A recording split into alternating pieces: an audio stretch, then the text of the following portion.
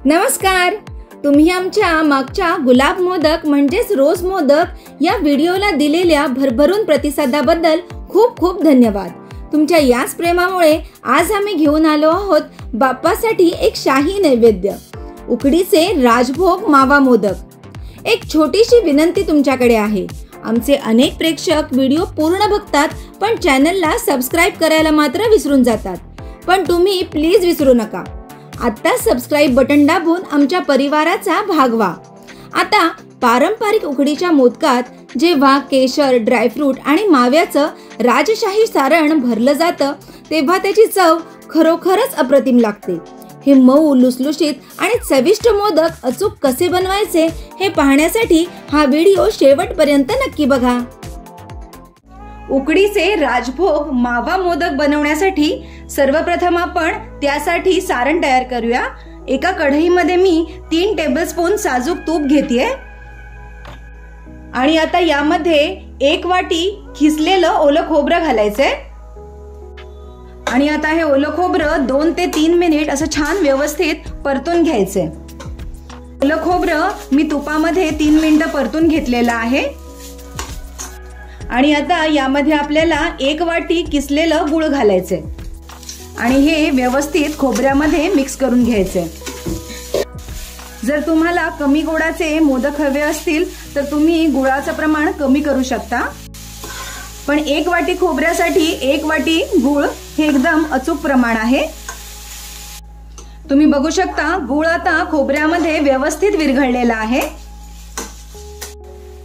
आता या स्टेजला आपल्याला याच्यामध्ये अर्धा वाटी मावा घालायचाय, कारण आपण बनवत आहोत राजभोग मोदक आणि राजभोग फ्लेवर द्यायला त्याच्यामध्ये भिजवलेलं केसर घालायचंय. आणि आता हा मावा या खोबऱ्या आणि गुळासोबत अगदी छान आपल्याला परतून घ्यायचा आहे. तुम्ही बघू शकता केसर घातल्याने किती छान असा केशरी कलर सारणाला यायला लागलेला आहे. अगदी 2 ते 3 मिनिटं हा मावा या खोबऱ्यासोबत आपल्याला छान असा मिक्स करून घ्यायचा आहे आणि त्याला सतत असं परतत राहायचं.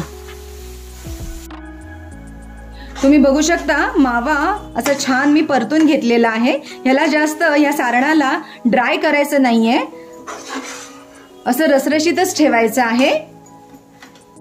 आणि आता महत्वाची गोष्ट म्हणजे बारीक कापलेले ड्रायफ्रुट्स हे आता मी याच्यामध्ये घालते. त्याचबरोबर ह्याच्यात घालायची वेलची पावडर. आणि आता हे सर्व मिश्रण एकजीव होईपर्यंत व्यवस्थित आपल्याला मिक्स करायचं आहे. आणि तुम्ही बघू शकता मस्त अगदी शाही राजभोग फ्लेवरचं मावा घातलेलं मोदकाचं सारण तयार झालेलं आहे. हे सारण गरम कढईत ठेवू नका, लगेचच ताटामध्ये काढा आणि थंड करून घ्या. आता मोदकासाठी उकड काढून घेऊया. त्यासाठी एका टोपामध्ये मी 1 ग्लास पाणी घालत आहे.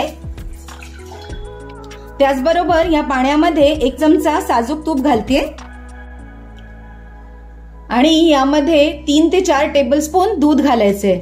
दूध घातल्याने मोदक अगदी मऊ लुसलुशीत होतात. आता या सर्व मिश्रणाला व्यवस्थित उकळ येऊ द्यायचंय. पाणी आणि दूध छान उकळलेलं आहे. आता यामध्ये अगदी थोडंसं मीठ घालायचंय. आणि आता ज्या ग्लासाने मी 1 ग्लास पाणी मोजून घेतलेलं त्याच ग्लासाने 1 ग्लास तांदळाचं पीठ मोजून घेतलेलं आहे आणि ते आता या मिश्रणात घालते. आणि आता हे लगेचच आपल्याला असं मिक्स करून घ्यायचंय. जेवढं तांदळाचं पीठ तेवढंच आपल्याला पाणी वापरायचंय. हे पहा, हे व्यवस्थित असं मिक्स करायचंय. आणि आता झाकण ठेवून अगदी 2 ते 3 मिनिट ह्याला वाफ काढायची. आणि गॅस जो आहे तो मंद ठेवायचा आहे, नाहीतर पीठ जे आहे ते तळाला करपेल.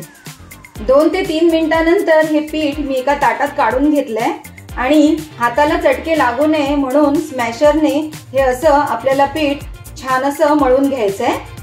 आणि आता हात पाण्यामध्ये बुडवून हे असं व्यवस्थित आपल्याला मळून घ्यायचंय.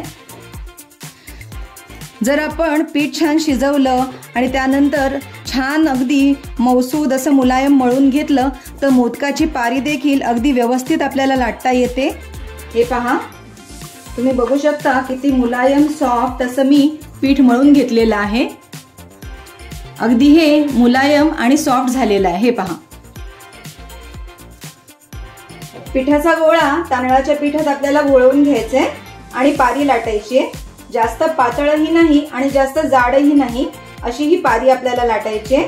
कडेने ही पातळ ठेवायची आणि मधून आपल्याला जाड लाटायची. आता या पारीच्या मध्यभागी असं सारण ठेवायचं आहे आणि त्यानंतर बाजूने आपल्याला अशा ह्या कळ्या पाडायच्या. हे पहा, जशा तुम्हाला येत असतील त्याप्रमाणे. हे पहा, जेवढ्या जवळ तुम्हाला कळ्या पाडता येतील तेवढ्या जवळ ह्या कळ्या पाडून घ्या.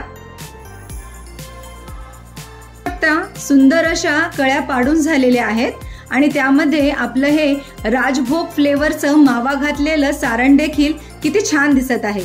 आता हे आपल्याला असं हाताने रोल करायचंय आणि सगळ्या कळ्या ह्या एकत्र आणायच्यात. हे पहा, आणि असा हा मोदक थोडासा असा प्रेस करायचा आहे आणि वरच्या भागाला असा टोकेरी छान शेप द्यायचा आहे. बघू शकता सुंदर असा मोदक आपला तयार झालेला आहे. असेच आता सगळे मोदक आपण वळून घेऊया. अशा प्रकारे मोदक वळून ते मी स्टीमर मध्ये काढून घेतलेले आहेत. जर स्टीमर नसेल तर तुम्ही टोपात पाणी उकळून त्यावर चाळण आणि केळीचं पान किंवा चाळणीला तूप लावून त्यावर मोदक ठेवून तुम्ही स्टीम करू शकता. आपण राजभोग मोदक बनवत आहोत, त्यामुळे मोदकावर आता आपल्याला असं थोडं थोडं हे केसर ठेवायचंय. हे पहा, अशा पद्धतीने सर्व मोदकांवर मी केसर ठेवलेलं आहे. आता हे स्टीम करायला ठेवूया.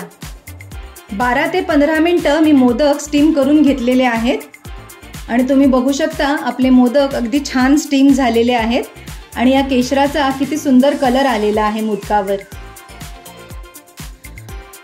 आज आपण बनवलेले आहेत उकडीचे राजभोग मावा मोदक, त्यामुळे आता याला थोडंसं असं ड्रायफ्रूटने आपण डेकोरेट करूया. हे पहा, आपल्या गणपती बाप्पाला नैवेद्य दाखवण्यासाठी केळीच्या पानावर मी सगळे मोदक काढून घेतलेले आहेत आणि आता यावर मस्त तुपाची धार सोडायची आहे. हे पहा, हा मोदक मी तुम्हाला असा तोडून दाखवते. बघा, यातलं सारण किती सुंदर दिसतंय. तर कसे वाटले हे उकडीचे शाही राजभोग मावा मोदक? या गणेश चतुर्थीला बाप्पाच्या नैवेद्यासाठी ही राजेशाही रेसिपी नक्की करून बघा आणि ही रेसिपी आवडल्यास व्हिडिओला लाईक करायला विसरू नका. ही रेसिपी तुमच्या मित्रपरिवारासोबत शेअर करा आणि हो, बेल आयकन दाबून ऑलवर क्लिक करा, म्हणजे आमची पुढची पारंपरिक आणि नाविन्यपूर्ण रेसिपी थेट तुमच्यापर्यंत पोहोचेल. धन्यवाद.